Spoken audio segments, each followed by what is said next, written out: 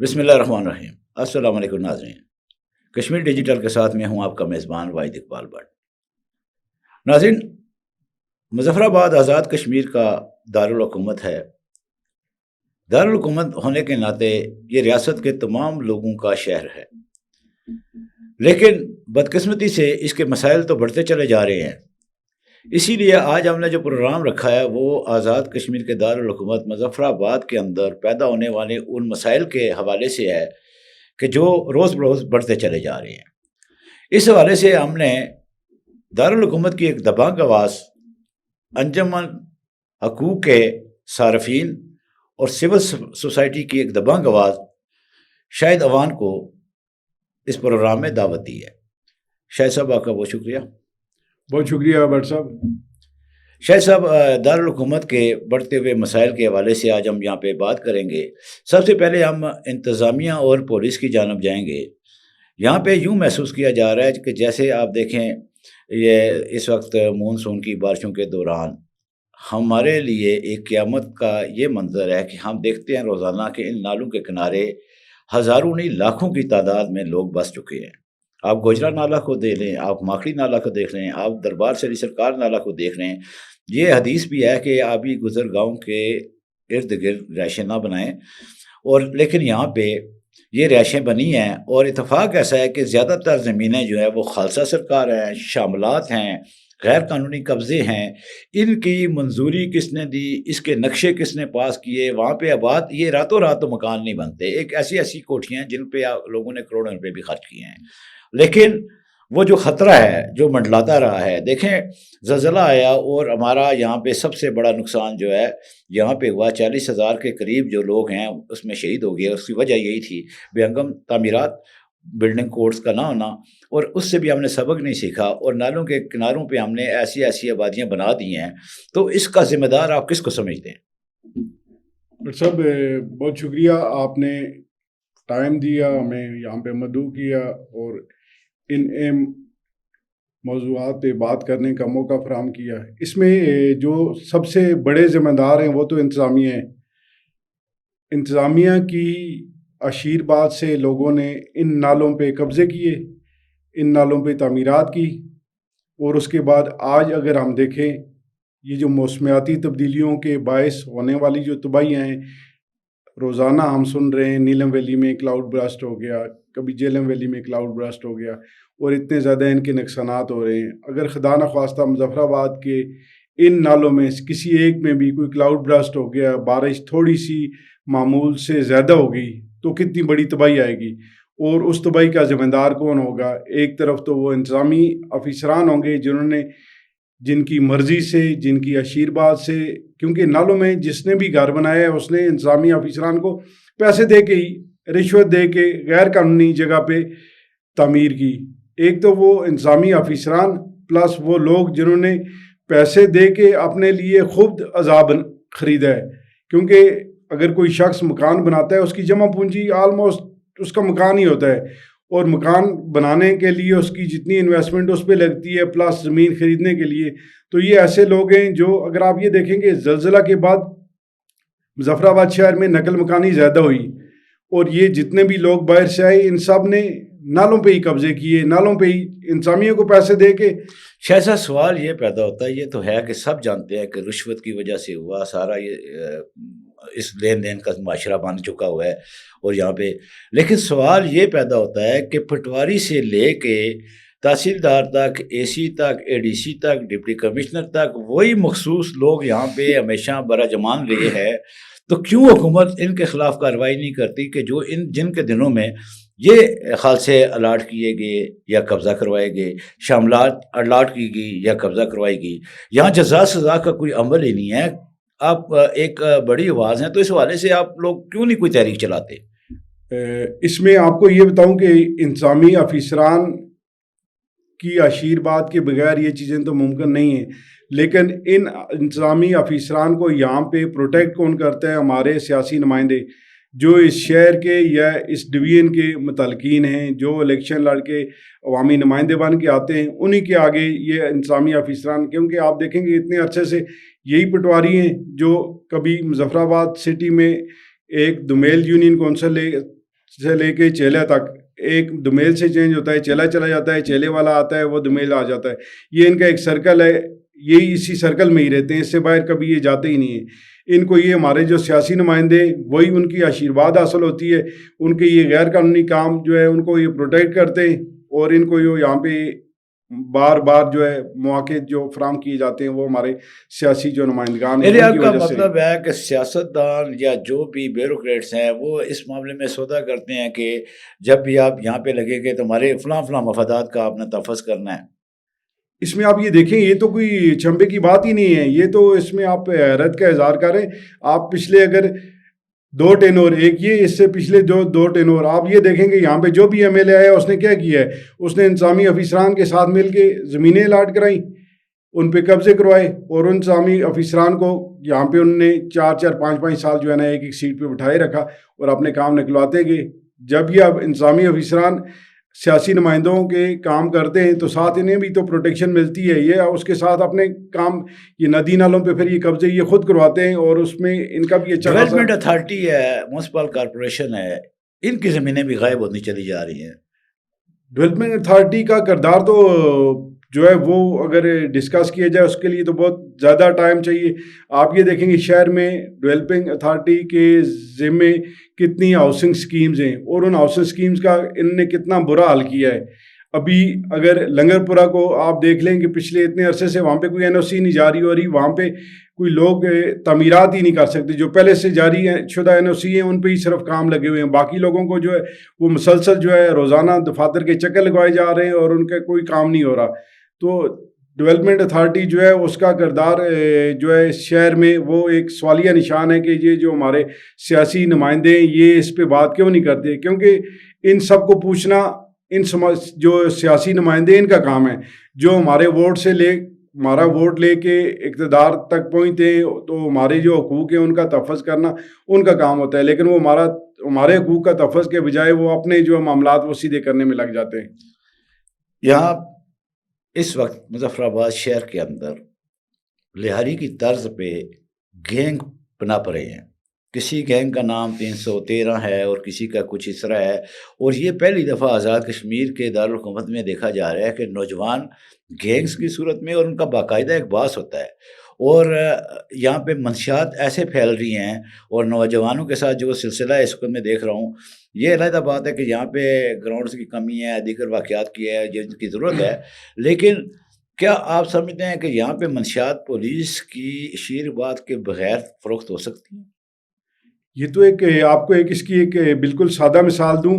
ایک matric F S C کے بچے کو یہ چیز معلوم ہے کہ شہر کی کس گلی کس محلے میں چرس، شراب یا آئس ملتی ہے. اگر نہیں معلوم تو صرف پولیس آفیسران یا پولیس کے جو ایس ایچ اوز ہیں، جو ذمہ داران ہیں، ان کو نہیں معلوم. بغیر پولیس کی آشیرواد کے یہ سسٹم کیسے چل سکتا ہے؟ آپ یہ کہہ رہے ہیں کہ جو گینگ وار یہاں پہ اب شروع ہو رہی ہے، یہ پچھلے تقریباً 5-8 سال سے یہ مسلسل یہ سلسلہ چل رہا ہے. اب وہ اس پوزیشن میں ہیں کہ وہ اب باہر نکل کے انہوں نے کہا سارے یہ کھانا شروع جاتا کیا ہوا ہے. ہے کہ عام آدمی کی طرف سے کہ ان گینگز کو بھی پولیس آفیسران اپنے مطلب اور مقاصد کے لیے خود ان کو پروموٹ کرتے ہیں. بالکل یہ بات سننے میں آ رہی ہے کہ پولیس آفیسران ہی جو ہیں وہ اس کے ذمہ داران ہیں، وہ اپنی مرضی سے اپنے کچھ مخصوص لوگ ہیں انہیں آگے کرتے ہیں، انہیں پروٹیکٹ کرتے ہیں. تو وہ اس وقت گینگ وار میں جو ہے نا اتنے باثر ہو چکے ہیں کہ وہ جائز ایف ریٹ آئی پر آر چیلنج کے کر لیے رہے ہیں. بھی لوگ سفارش کا سہارا لیتے ہیں.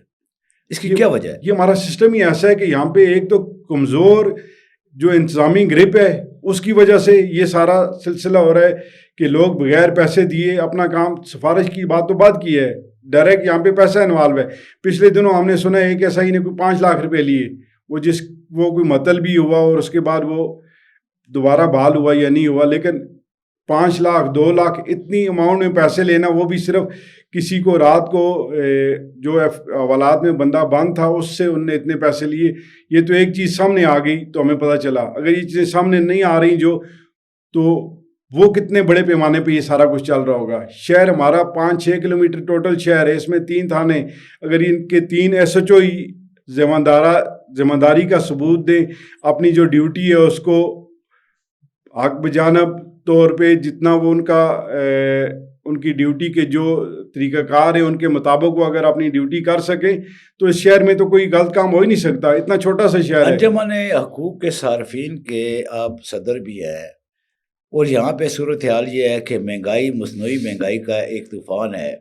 آپ اس پنڈی کی طرف چلے جائیں تو وہاں جو اشیاء ہیں، مانسیرا کی طرف چلے جائیں، بلکہ یہ سات گڑھی حبیب اللہ کی طرف بھی چلے جائیں تو ان کی قیمتوں میں روزمرہ کے استعمال کی جو چیزیں ہیں زمین آسمان کا فرق ہے، اور اس کے خلاف بھی یہاں کی انتظامیہ کسی کارروائی پہ نہیں جاتی۔ یہ کیا وجہ ہے؟ اچھا، اس کا آپ کو بتاؤں کہ یہاں کے جو انتظامی افسران اس وقت موجودہ انتظامی افسران ہیں، یہ میرے خیال میں اس وقت جو تاجر مافیا ہے اس سے ان کے ڈر خوف کی وجہ سے ان کے خلاف کوئی کارروائی نہیں کر پا رہے، جس کی وجہ سے دکاندار مافیا نے من مانے ریٹس جاری کیے ہوتے ہیں اپنے ہی، اور یہ جو مصنوعی مہنگائی ہے اس کو ان نے پھیلایا ہے۔ اور اس کے ساتھ ساتھ مصنوعی مہنگائی کے ساتھ ساتھ آپ یہ چیز دیکھیں گے ہمارا شہر اس وقت غیر معیاری اشیاء کی ایک بڑی منڈی ہے، اور اس کا سارا کریڈٹ بھی ہمارے انتظامی افسران کو جاتا ہے کہ ان کے کام نہ کرنے کی وجہ سے یہ ساری چیزیں جو پھیل رہی ہیں۔ اگر ہمارے انتظامی افسران کام کریں، دن کو یہ باہر نکلیں، روڈوں پہ نکلیں، جا کے چیکنگ کریں، تو کس کی مجال ہے کہ وہ کوئی غیر معیاری اشیاء یا زائد قیمت پہ فروخت کر سکتا ہے؟ یہ انتظامی افسران کی من مرضی سے یا ان کے ڈر خوف سے، دو ہی چیزیں ہو سکتی ہیں، یا وہ ڈر خوف سے یا وہ کوئی ان سے انسینٹیو لیتے ہیں جس پہ وہ ان کے خلاف کارروائی نہیں کرتے۔ اور اس وقت دکاندار مافیا وہ بھی ایک جتھے کی صورت میں، آپ اگر یہ دیکھیں کہ اس شہر میں اس وقت ہر کوئی جو ہے نا ایک جتھے کی صورت میں اپنا کام نکالنے کے لیے مصروف ہے، جس کا جتنا بڑا جتھا ہے وہ اتنا کامیاب ہے۔ اور انتظامی افسران ان تاجر مافیا کے آگے بالکل بھیگی بلی بنے ہوئے ہیں، ان کے خلاف وہ کوئی کارروائی نہیں کر پا رہے ہیں۔ شہر میں 2 نمبر گاڑیوں کا دورہ ہے۔ نان کسٹم تو ایک اپنی جگہ پہ چیز ہے، چوری کی گاڑیوں کی بہتات ہے، اور اس میں ساری دنیا جانتی ہے، ڈیریاں سیدہ سے لے کے مختلف علاقوں تک اس کے جو کاروباری لوگ ہیں موجود ہیں، اور پولیس کے علم میں ہے، لیکن یہاں پہ چوری کی گاڑیاں پکڑی نہیں جاتی۔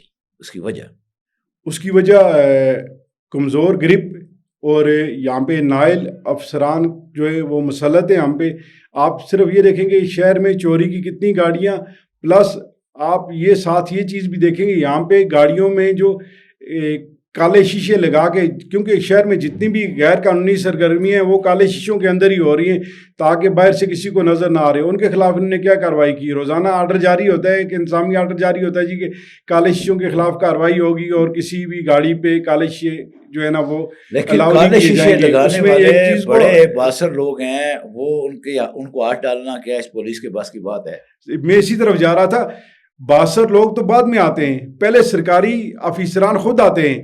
پہلے اگر سرکاری افسران اپنی گاڑیوں سے کالے شیشے اتاریں گے تو کسی دوسرے کے خلاف کارروائی کر سکیں گے، اور یہ ہمارے جو افسران ادھر بیٹھے ہیں اگر وہ اپنی گاڑیوں سے شیشے نہیں اتارتے، کالے شیشے نہیں اتارتے، تو وہ کسی دوسرے کے خلاف کیسے کارروائی کر سکتے ہیں؟ اور جو باثر لوگ ہیں، باثر لوگ تو ان کی سنتے ہی نہیں ہیں۔ باثر لوگ تو دن کو جاتے ہیں تھانے میں، ایس ایچ او سمیت پورے عملے کو گالیاں نکال کے واپس آ جاتے ہیں۔ انہیں کون پوچھ سکتا ہے؟ اس سے پہلے انہیں کس نے پوچھا؟ یہ آپ کوئی پوچھے گا؟ لیکن وہی تھانے عقوبت خانے بنے ہوئے ہیں جہاں پہ بے گناہ کے خلاف ایک درخواست دے کے بھی آپ ان کو رات دن وہاں حاضر رکھ سکتے ہیں۔ اس کے بعد ان کا بہت سارے ایسے اداروں سے لوگ سہولت کار بنے ہوئے ہیں کہ جن کی توقع نہیں کی جا سکتی، اور اس کا کیا حل ہے؟ آخر یہ تھانہ امید ہوتی ہے لوگوں کی، اس کا حل میرے خیال میں، اور دوسرا کیونکہ جو آئی جی صاحب آئے ہوئے ہیں ماڈل ٹاؤن سے، یہاں تک ایک تاریخ ہے، انہوں نے کبھی سرپرائز وزٹ کرنے کی بھی تکلیف گوارا نہیں کی۔